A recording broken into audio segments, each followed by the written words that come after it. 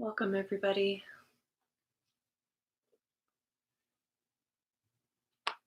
I would normally say it's good to see you all here, but tonight I'll say it's good to feel you all here. So we'll start as we normally do with about a half-hour meditation. So we'll just get ourselves into a comfortable position.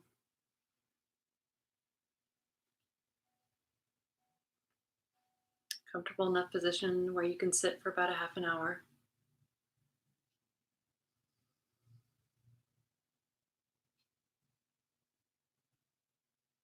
And if you prefer, you can allow the eyes to gently close. But it's also okay to keep them open if you prefer that.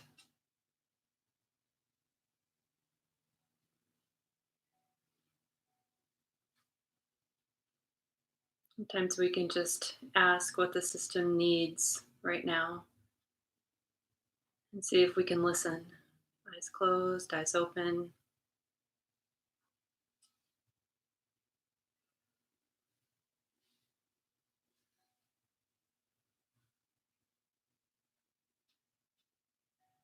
Allowing the energy in the body to settle.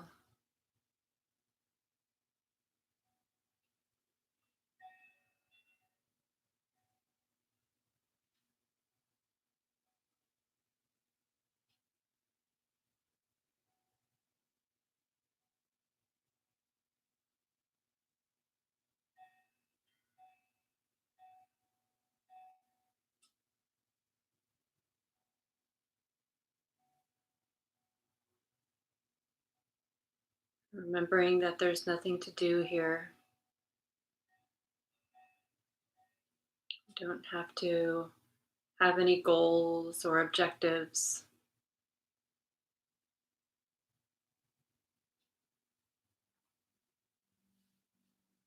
But seeing if we can just find some rest. Resting while awake. It's a really interesting concept.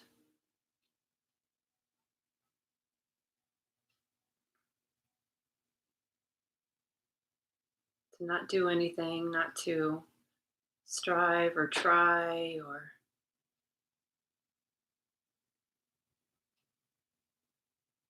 have any goals, just to be interested in what it's like to be here with this body as the energy settles.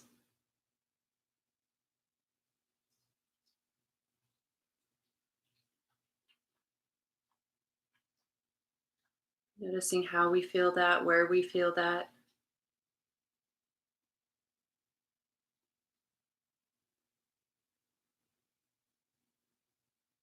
Perhaps we notice it on the out breath.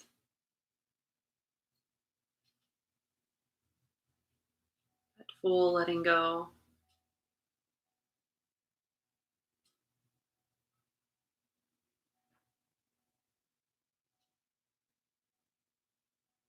Maybe we feel it in the chest, the belly.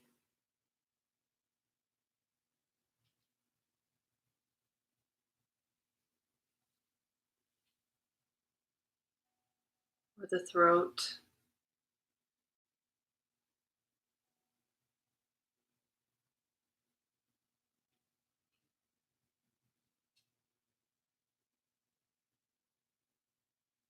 The body's response to the mind's not pushing.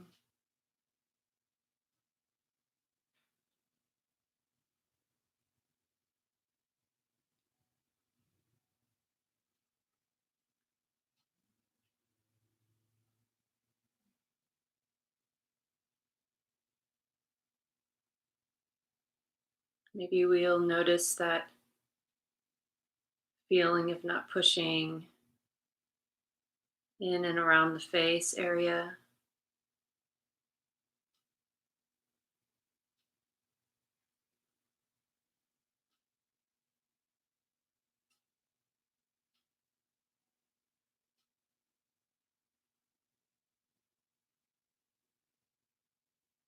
or the shoulders.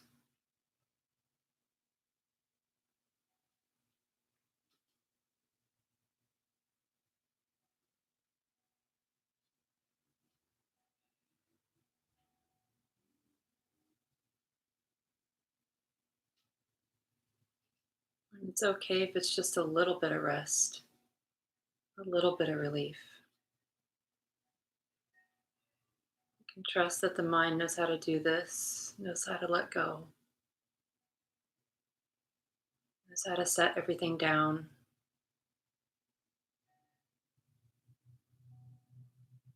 You can just practice patience.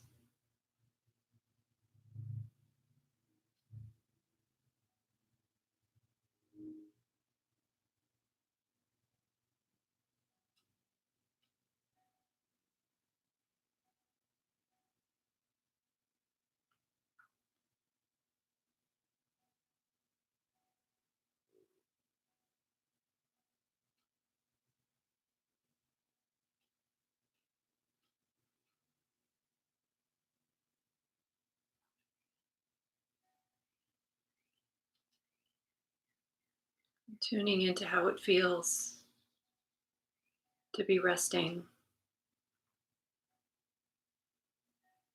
to be not pushing, not trying to get anywhere, not trying to become someone, not trying to accomplish anything.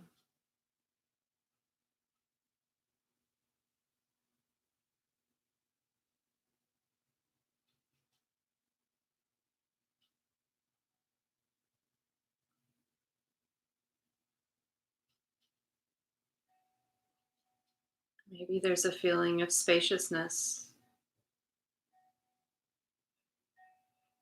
with the ease.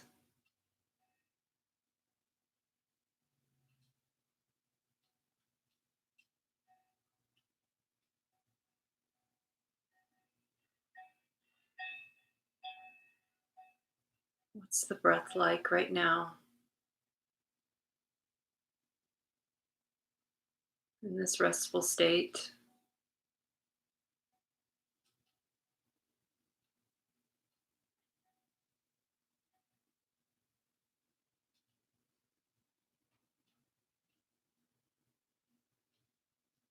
The body's still breathing on its own.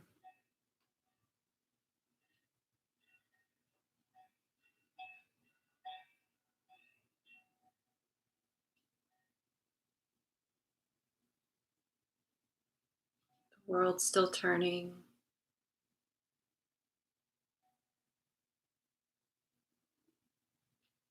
Our lives still matter.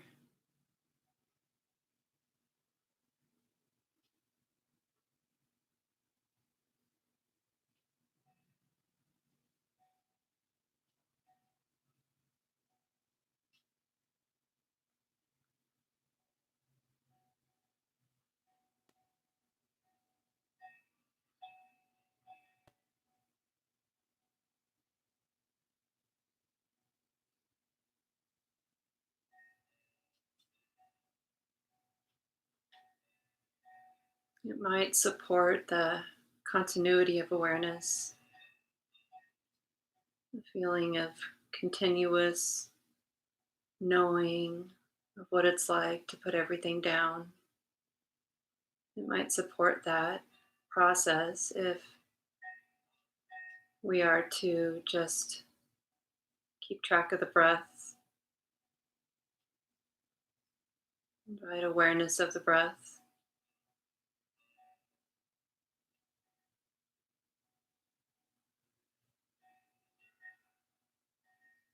If that feels right to you, you can just invite a knowing of the breath, the flow, the process of breathing, the in and the out.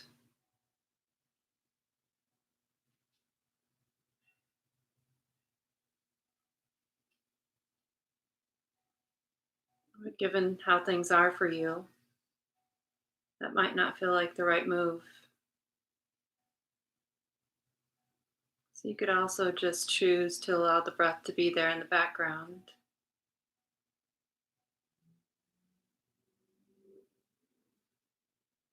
Allow sounds to be there in the background, body sensations. Not choosing, not moving towards any particular experience, but just allowing whatever experience to be there. Meeting that with wise awareness, wise and loving awareness.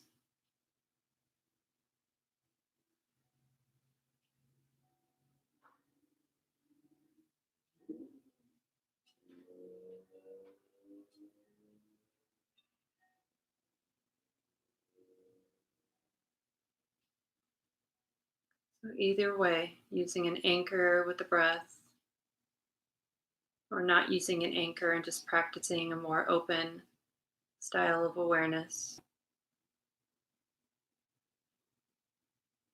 Either way, we're not solve anything. Not trying to become a good meditator or get away from something. Not trying to avoid anything.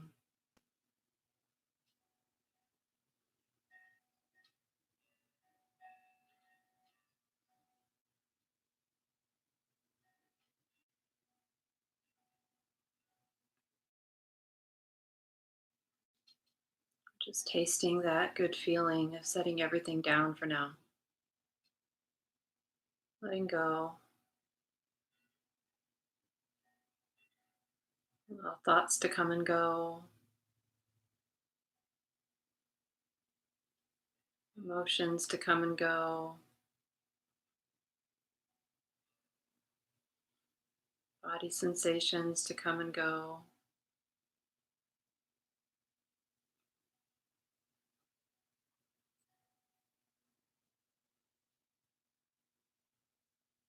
Every experience has a beginning and an ending. You can just watch and observe that process of awareness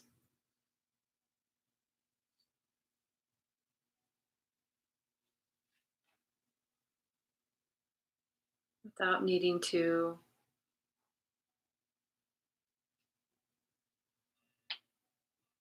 without needing anything from any of these experiences.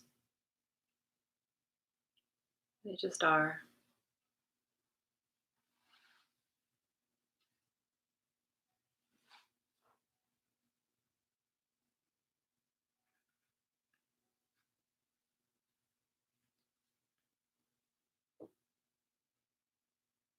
And we'll continue like this in silence for a while longer.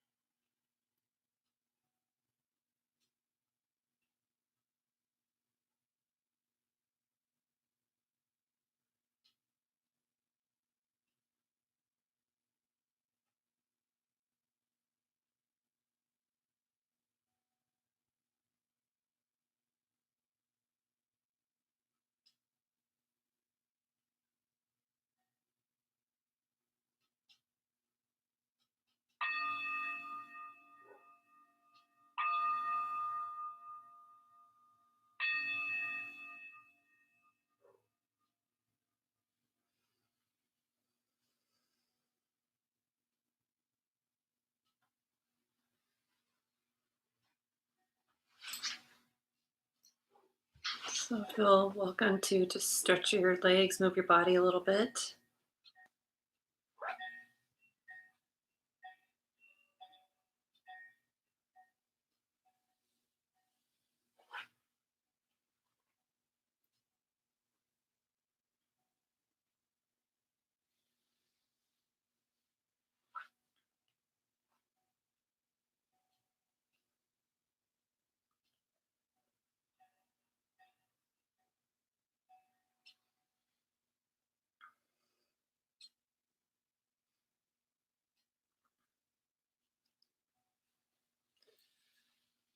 Welcome back to Wednesday night Dharma. Glad that you're here. Glad that you found the space to hear some Dharma tonight, practice a little bit.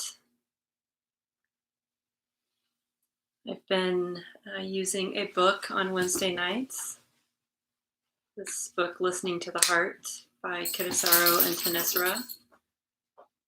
And I'll be working through it. You don't need the book, but you can buy it if you'd like to online. I also just dawned on me that I can scan the chapters and post them. And so I'll do that. I'll scan chapter 1, which will stay on for a few more weeks. And I'll just keep posting a link, or I'll have Gabe help me with that. But I think there's a way to post it in the chat feed on Wednesday night, and also on Slack and on our website. So it'll be in a few different places. So the first chapter, written by Kittisaro. Thanissara and Kittisaro take turns writing chapters in this book. So the first one by Kittisaro called An Invitation. And he starts really the way the Buddha did, by talking about the Four Noble Truths.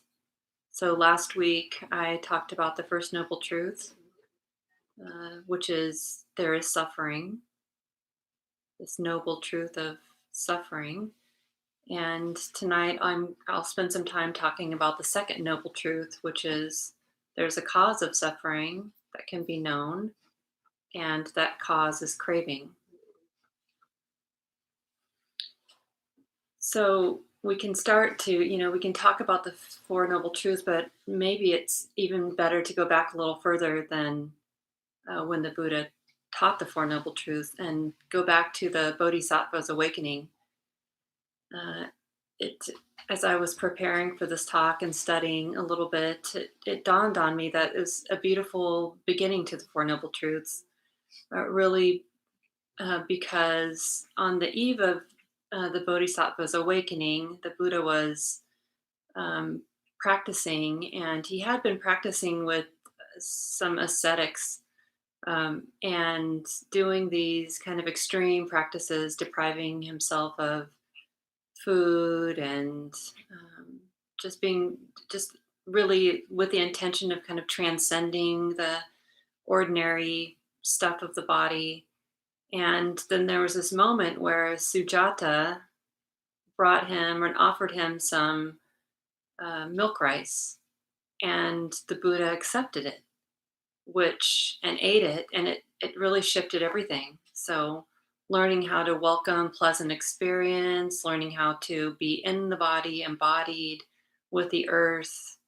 There's that beautiful moment where the Buddha touches the earth and says, "As earth as my witness," as he sat under the Bodhi tree and watched his mind. And so these ascetics that he was practicing with left and thought he had really just gone soft because he accepted this rise from this woman and ate it. Like, where's your stamina? Um, where's your strength? Right. So the Buddha's first teaching, the Four Noble Truths, he actually, after his awakening, he went and looked for these. I don't know actually if he how they how he found them, but these people that these men that he was practicing with, they became his first students because he thought they could actually hear it and receive the teaching. So what dawned on me is so beautiful about that is that he didn't have some, like judgment about, oh, they rejected me and now I'm forget about them, or um, I'm better than them. Of course, this is the Buddha, but he had some respect and out of compassion and a desire to, wholesome desire to share what he had learned, wanted to offer the teaching to these ascetics. So just appreciating the no blame part of that and realizing how often I and we uh, throw people out of our hearts because they have a different view or they've done us wrong in some way. And we don't find the space in our hearts to continue to belong to each other in the way that the Buddha showed is possible. So, so that was, the back story. And then the Buddha offered this first teaching, the Four Noble Truths. Um, and so the first noble truth of dukkha. This word dukkha can be translated in many ways. The most common way is suffering, but it's a really full word that might be better translated as unreliability or stress times. And in this first chapter, Kittisaro is pointing out that the Buddha's instructions were that dukkha must be understood, and then Kittisaro kind of plays on that word understood, and says we need to stand under dukkha. So basically, kind of pointing back to this teaching that in order to understand dukkha, we have to meet dukkha. We have to meet our experience and learn how to be with it. Learn how to be right in the middle of our lives without pushing or pulling or rejecting anything. And in order to feel how the heart is entangled, we have to actually go there. Right? We have to feel all of that unpleasantness, the unpleasantness of dukkha. I met Kittisaro. He came to our teacher training, maybe the last one in January, I believe, in California, and taught for a few days. And I haven't practiced with him other than that, but I really appreciated his presence and got kind of a taste then of how he tends to, I think, really try to live into the words, like feel how they land in his heart and in an embodied way. And so when he made that uh, point in the book of stand under dukkha, it was really inspiring to me to look like, oh, how do I stand under dukkha? How do I care about and get close to, be intimate with my entire life. And we've got lots of opportunities to do that now these days. So tonight's topic will move on to the second noble truth. And in this noble truth, the Buddha points to the cause of suffering. Um, he's pointing to how craving is a supportive condition for dukkha, that the suffering we experience is really a result of this constant wanting or not wanting mind that's there.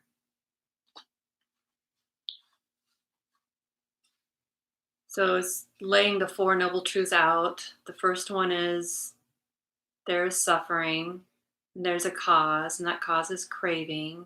And then suffering can be understood, and suffering, well, the first noble truth is there's suffering that can be understood, and craving is the cause of suffering. And there's a way out of suffering, the third noble truth, and then on to the fourth noble truth, which points to the path, the Noble Eightfold Path. This is how you do it, right? So sometimes the Four Noble Truths are kind of laid out in a like using a disease model. Uh, the first, the problem of suffering is the disease or its symptoms, and then the diagnosis is craving, right? There's a cause. And then the prognosis or the way out is the third. And then the cure or the medicine, perhaps, is the fourth noble truth.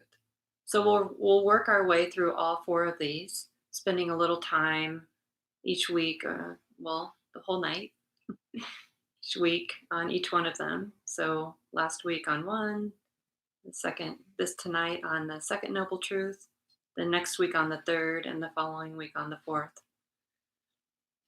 And don't worry, you don't have to be here for all 4 weeks to know what's going on. I'll help us feel like we have a sense of the night and how we're going to move through the topic from beginning to end in each night, so you don't have to worry about having not been here or not read the book or anything like that.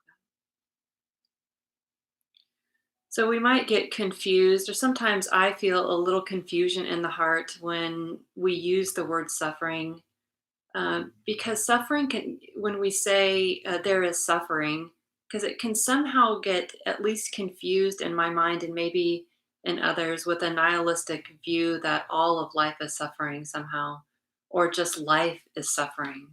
But that's not the sentiment here. There's this, I like this, what Ajahn Sumedho says. We're not saying that everything is miserable, but that there is anguish connected with the world and with our limitations as human beings. When we examine dukkha this way, we begin to look at limitations and the things to which we are attached and the things to which we bind ourselves. So it's not that pleasant experience or unpleasant experience is the problem. It's the way we relate to life and our experiences that cause suffering. And it's not all of life, it's just this, but it is this common thread that connects us as human beings. And so this unreliability to talk about experience or to refer to dukkha is a way of pointing to how we expect too much from our experience. This is the limitations that Ajahn Sumedho was talking about. We expect experience to make us happy, but experience is unreliable. It comes and it goes, it always ends. So it's this constant craving for something to make us happy that causes our endless suffering. When the Buddha said there is suffering, he was leveling with us, like a whisper to a baby or something. I was thinking about this as I was preparing some notes, like, oh, how sweet that would have been. Or it could be for us to whisper to newborn babies, like something like, oh, beautiful being human is hard. There are going to be challenges, so many of them, and lots of things we don't like or don't understand right from the beginning of our lives.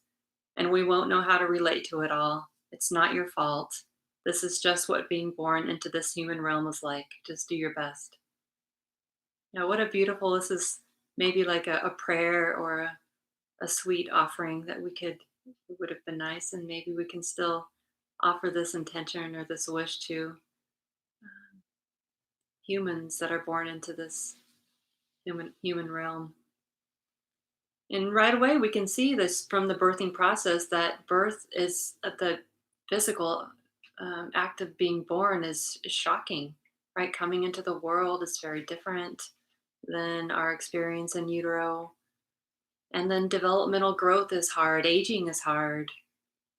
Um, Seeing all of the expressions in the heart, all the expressions of greed, of anger, of ignorance, both in our own hearts and each other and in the world, is very difficult. And then the process of dying is difficult, right? The body is unpleasant, a lot of unpleasant experience there. And we just won't know what to do with it all. There's a lot coming at us, a lot of experiences for us to know, for us to be with.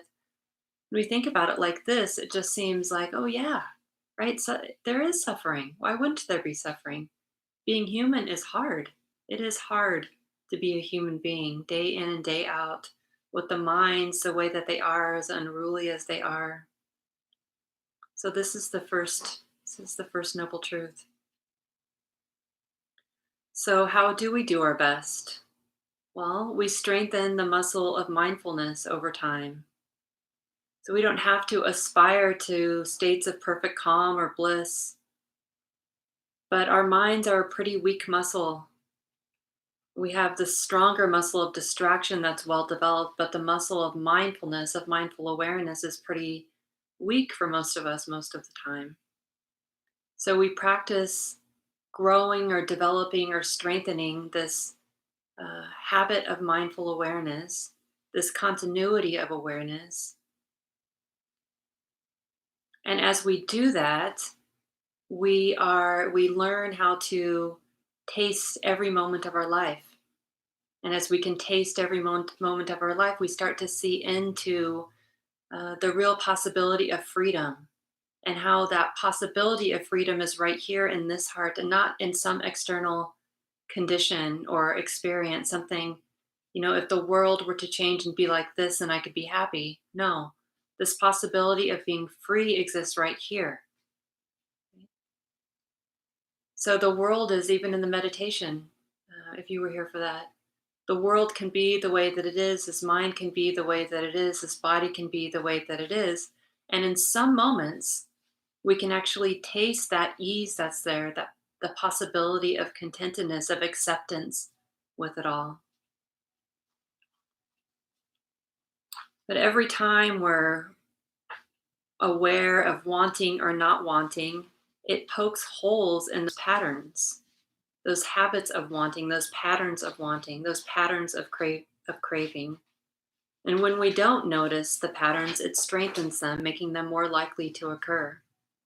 So, wise awareness is the mechanism for which the mind is purified. Those habits of mind that lead to suffering, both the suffering in this heart and our collective suffering. We can see this like in the world. So, wise awareness is that continuity of awareness, that establishing a capacity to be in our lives and to taste, to not react, right? When we can be here, we have a choice. We can choose to react, or we can choose to experience, to understand the suffering, the entanglement of the heart, to feel into the cause of it, like, oh, this wanting is what's actually causing the suffering. Look at that. And when I can see that, it doesn't really make sense to react to it. It makes sense to take care of it, but not to feed it to someone else. So we can imagine the possibility in this way of many lifetimes, even, and think about bringing the wisdom of ancestry in this very moment and taking care of our children as well. So this idea that we are poking holes in patterns, we don't have to think about that as a way to get rid of something or to achieve a goal or to even reach enlightenment. That might not be the way to think about this path that we're on, but to be content with the experience of being awake right now and cultivating this habit of mindful awareness to poke holes in these patterns just by noticing, like, oh, look at that. Right? Look at that craving. Look at that wanting. This mind is really wanting, or it really doesn't want to be here right now. It doesn't like this. And noticing, oh, yeah, that right there is causing suffering. So that the wisdom, this karmic stream, brings with it the past and guides us into, you know, planting seeds that will be nourishing in the future. This might not be the right words, but you probably understand what I'm saying.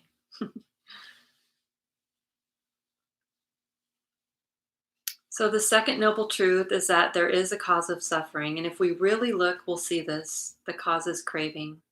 Strengthening mindfulness through continuity helps us see really that cause that's there, right? That wanting. And at a basic level, craving is about wanting things that are pleasurable and avoiding that which is unpleasurable. In this first chapter with Kittisaro, he tells a couple of stories about his teacher Ajahn Chah, and at one point he said that Ajahn Chah simply said that the second noble truth is about wanting and not wanting. Craving is about wanting and not wanting, like watching the mind that either wants or rejects something, rejects experience. There is there is gratification in the mind with sense pleasures, and because of that, we tend to crave sense pleasures. So craving, the Pali word for craving is tanha, and it can be translated as thirst, or Joseph Goldstein sometimes uses the translation of the fever of unsatisfied longing. So, either way, thirst or fever of unsatisfied longing, those are really descriptive words and phrases. For me, they really like, oh, yeah, a thirst or a fever of unsatisfied, that heat, that wanting. And Joseph describes craving as a primal energy that comes from the depths of our being. So, from the depths of our being, to me, points to this possibility of many lifetimes to purify this mind stream, to poke holes in these patterns of craving, and really helps me let go of trying to get somewhere right now, but just be satisfied with actually doing the work and caring about what I set in motion in my life. And I'm seeing this all the time these days as I live into the reality of coronavirus, just like you.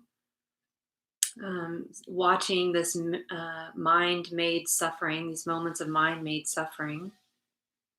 Yeah, as I work and engage in the ways that I am for my home, but still contributing. Uh, I work in schools, and so I am uh, really engaged in helping schools navigate how to go online, do online learning, for example. And most of the kids and families I'm working with have a lot of needs and have a real limited access to resources. So at this time, stress is high, and the demands of school can feel insurmountable sometimes. And some of you might be parents, and you might know what this is like, trying to raise kids and just hold it together while expecting schools expecting you to try to help them do some learning. Um, so I've been feeling like this kind of self-righteous, I know the right way and you're not listening to me, that comes up in my mind. It's funny to say that out loud, but it feels really useful to just notice that and not pretend that that's not there.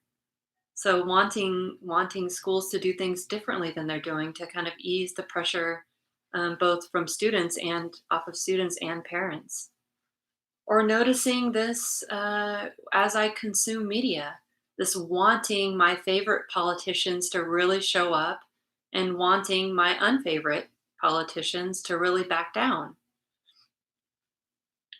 But it's not actually, this idea that if only they would do what I want, then it would somehow relieve this pain in my heart. It's not doesn't shake out. It doesn't quite shake out that way.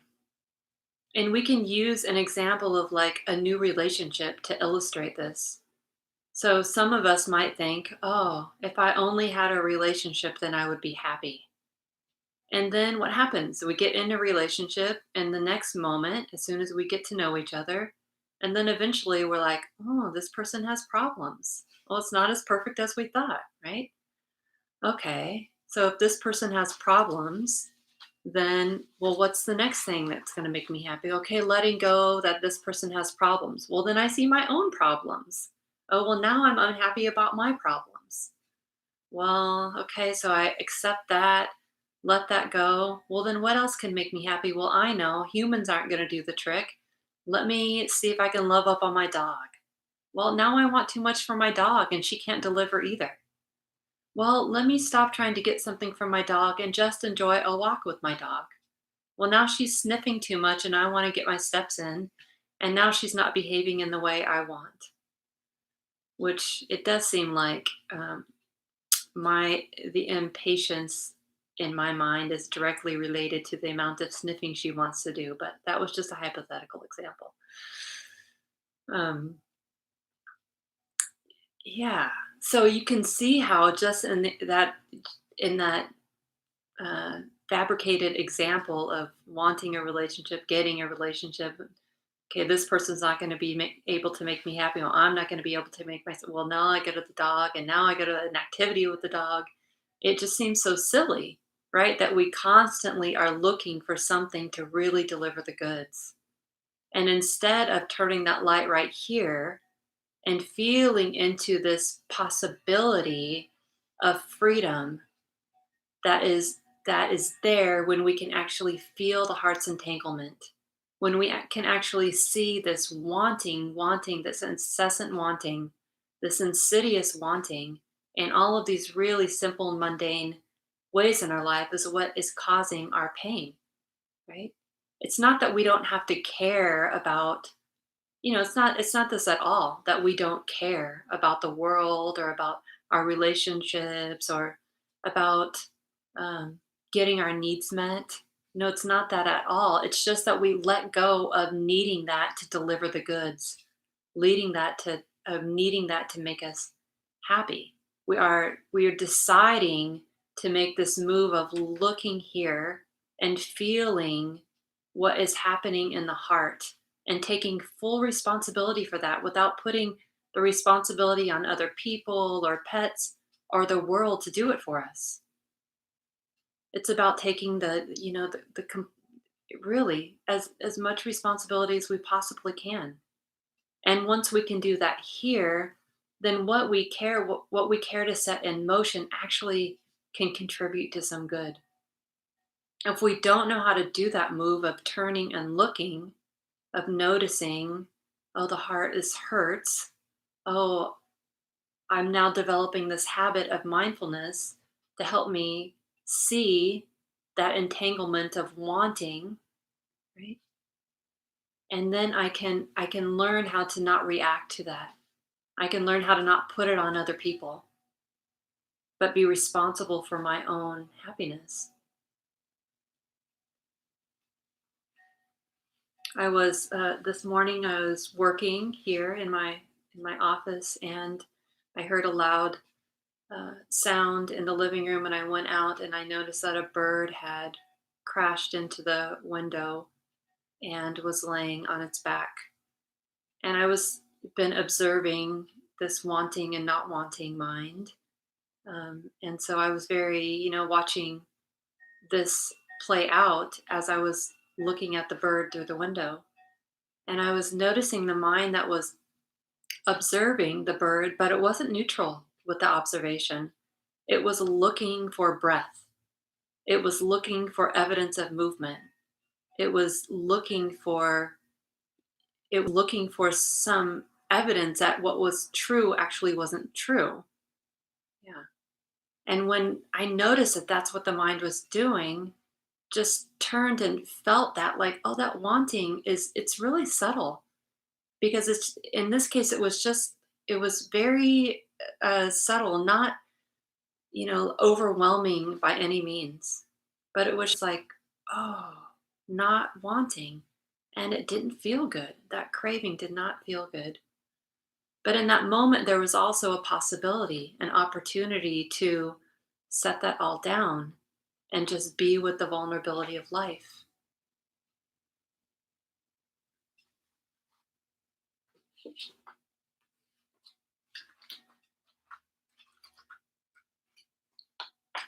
I'd like to read this from chapter 1. I appreciate what Kittisaro has to say here. He says, we imagine that getting what we want and getting rid of what we don't want will end suffering, when actually that very resistance to life creates distress. Ajahn Chah put the cause of suffering very simply: wanting and not wanting of the mind. Our daily inner litany goes along these lines. I want, I don't want, I've got to have, I've got to get rid of, I like, I don't like, too little, too big, too hot, too cold. I want to be with others, I want to be alone. It's not fair, and what's more, this isn't how any of it should be. It's true, isn't it? And so it goes on day after day. When the Buddha pointed to freedom from suffering, he didn't mean that we would no longer feel pain or the poignancy of life. He was pointing to suffering as something we generate through ignorance. To feel pain is one thing. To suffer needlessly in reaction to the reality of that pain is quite another. This is a subtle but important point to understand. Suffering is a choice we make. No one makes us suffer. We may feel pain of one sort or another, but our inability to respond with kindness, clarity, and mindfulness generates a sea of discontent. Actually, even our suffering has its perfection. It wakes us up, or at least it offers us that opportunity. We can continue suffering unconsciously on and on, or we can consciously engage the experience of dukkha and reflect, what is going on here? Can I be with this, just as it is, for a moment? When dukkha arises, rather than trying to change the 10,000 things to make us feel at ease, the practice of the ennobling truths directs us straight to the mind itself, to look at wanting and not wanting.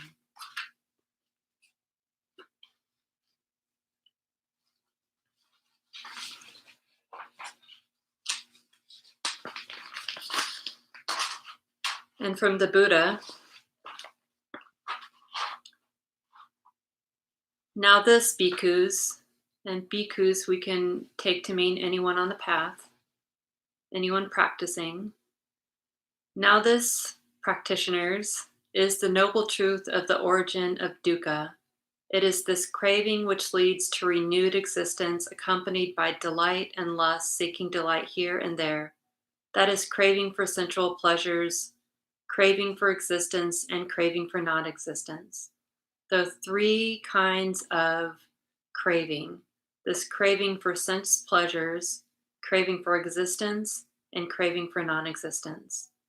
And the craving for sense pleasures is perhaps the easiest thing for us to notice, like this wanting of something to take in through the body that will make us feel good, or to reject those things that we don't like. A bite of food that it's not that tasty to us, like not really wanting that, or wanting something that's better than that. You can watch this happen in our minds too when we're feeling discontent in some way. The mind can start to search for something it wants that will make us happy, right? It starts to get into that craving, even in the thinking mind. Like, what am I gonna consume after this? Or what am I gonna engage in that's gonna be better than this? That's gonna help me get out of this um, being with something I wanna be with. So the Buddha really lays it out here for us that that craving is really what sets the whole thing in motion. And he says something else that I think is very useful. I don't envision even one fettered by which beings go wandering and transmigrating on for a long, long time as the fetter of craving. So a fetter is something that binds sentient beings, human beings like us, to these cycles of lives of dukkha. So I don't envision even one other fettered by which beings go wandering and transmigrating on for a long time as the fetter of craving.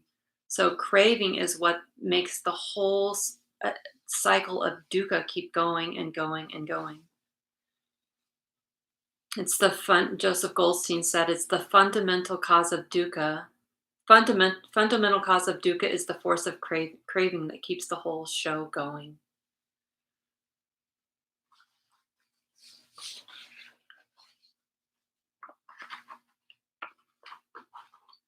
So these craving for sense pleasures I described very briefly.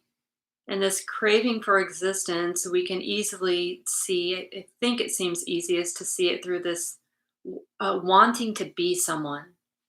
Right? You might notice this, like even the wanting to be someone who knows.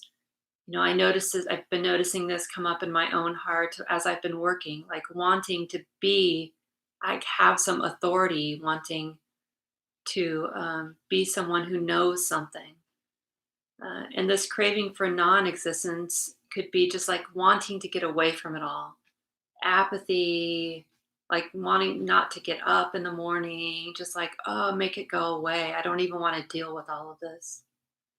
So there's a beautiful description of these three kinds of craving in this book, The Mind and the Way, by Ajahn Sumedho, that I'll read a little bit from.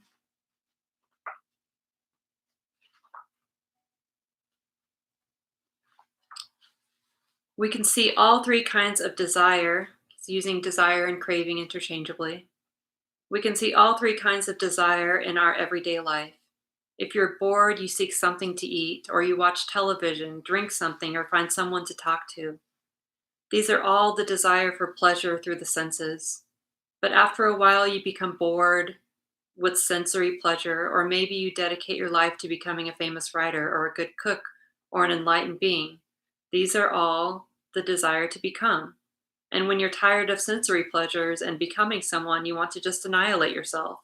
Sleeping a lot is a kind of indulgence in uh, of this kind of craving, the desire to get rid of the desire for oblivion. But as soon as you wake up, you have to start becoming something or seeking some kind of sensory experience again. So you go eat something, smoke something, drink something, watch something, read something, think about something until you get so worn out with it all that you go and annihilate yourself again. If you have an obsession or fear or anger, you have desire to get rid of it, don't you? I have a bad temper, I want to get rid of it. Whenever you feel anger, jealousy, fear, or so forth arising in you, you try to annihilate them. That's also this kind of craving, the desire to get rid of some mental conditions that you don't like. These three kinds of desires are beginning conditions for suffering. The second noble truth tells us that attachment to desire is the origin of dukkha. When we are awake and mindful and we see the beginning of suffering, there we will see our attachment to desire.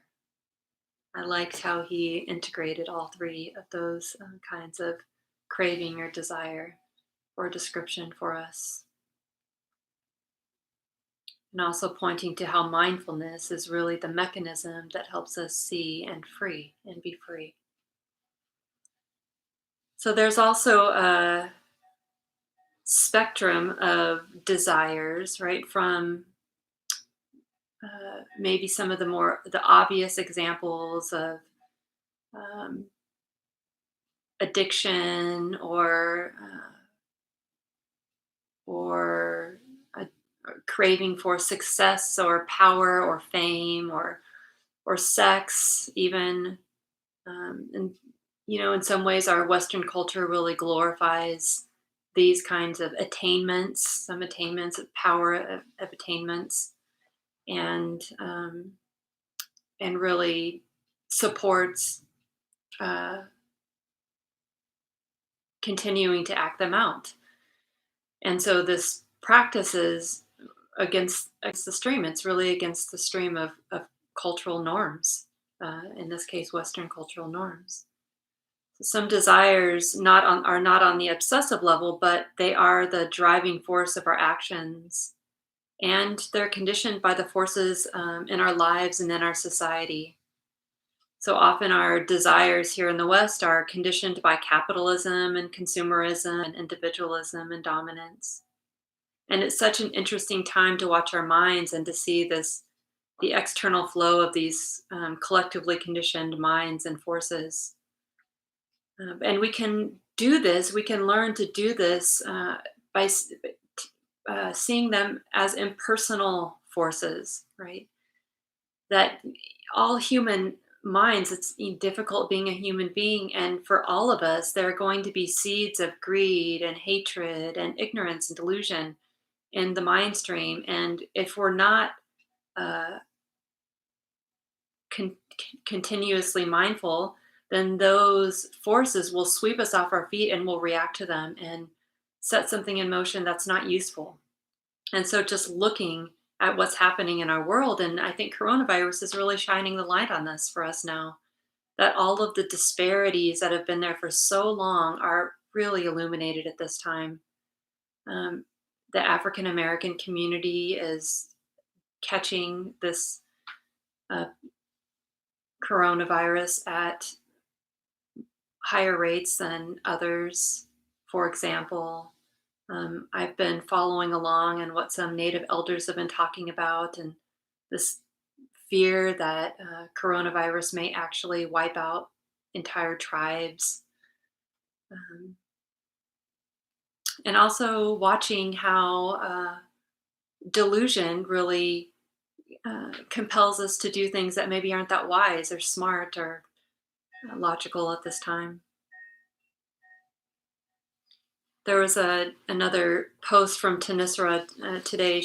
Yesterday, I think she posted something on Facebook that I was pretty taken by. That describes, I think, what we're looking at here. She said, "It all feels like a sledgehammer of sudden impermanence." Ah, for me, I was like, "Oh yeah, that's what craving is like when we touch it. Oh, it feels like a sledgehammer, a sledgehammer, right? Like boom, wanting something that we don't, that is, or not wanting what's here. It all feels like I'll start over because that was too much Shelley commentary in there to track what Tanissa was saying. It all feels like a sledgehammer of sudden impermanence, which is the deep curriculum we're in right now. We're not in control, even the prime ministers, it seems. The power holders profiteering, grabbing more power, distorting and manipulating are fleas on the back of Mother Nature's elephant. She is sweeping through. I'm breathing into letting go. Stay well, protected, safe, everyone. Stay in the heart.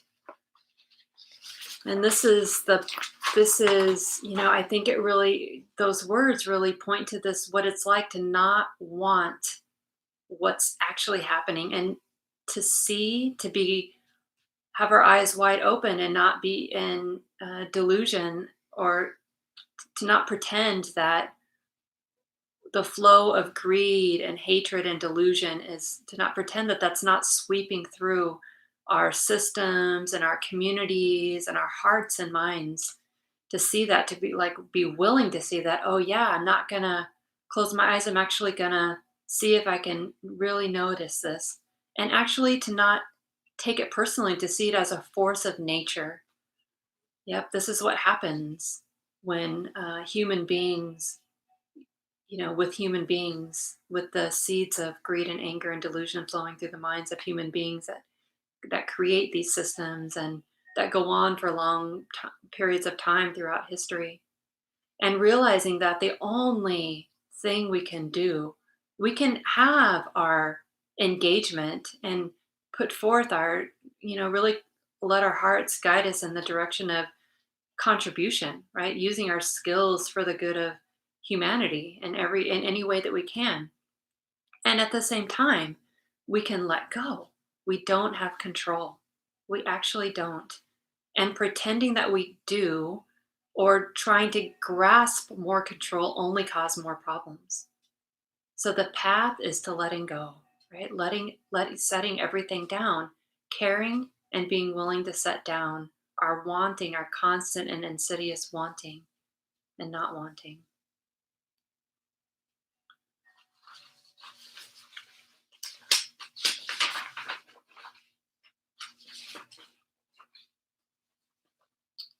Still some time left for questions and comments, but I think I'll end with this um, piece of writing. It's by a scholar and Soto Zen Buddhist priest, Duncan Williams, and it was in Lion's Roar a few days ago. Thought it was a beautiful offering and perhaps a dedication of our evening. Thus have we heard, at a time when physical distancing is required, yet social solidarity is so needed. The great physician Buddha offers medicine to alleviate the hurts of our world, a net of jewels, each a precious being, an infinite mirror to see ourselves. Interlinked is the rising wall of suffering. Interlinked are the efforts to surmount walls. Interlinked, we turn the will of the Dhamma, turning views to see things clearly, turning hearts to know that we are not alone.